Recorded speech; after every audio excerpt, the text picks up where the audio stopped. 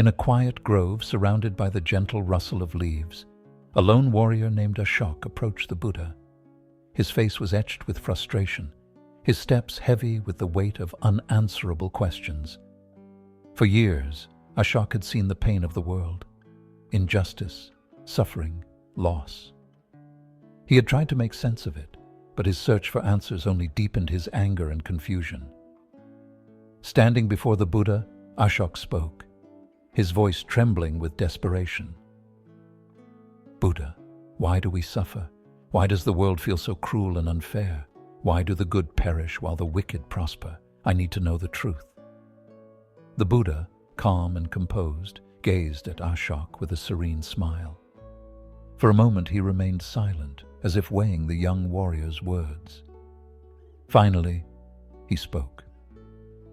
"Ashok," he said gently, "your questions are valid, but before I answer, let me tell you a story. Once, there was a man struck by a poisoned arrow. He fell to the ground in agony, clutching his side as his family rushed to his aid. They called for a healer to remove the arrow and save his life.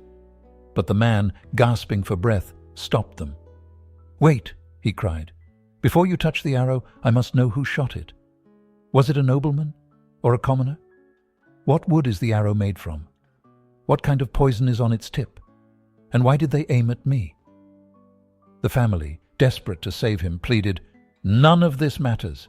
If the arrow is not removed, you will die." But the man refused to listen.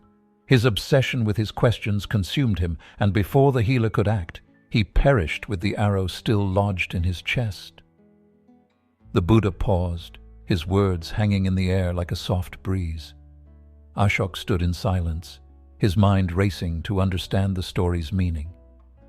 Then the Buddha spoke again. "Ashok, you are like that man. You are consumed by questions that cannot save you. Why there is suffering, why the world is unjust, these are mysteries that may never be fully answered.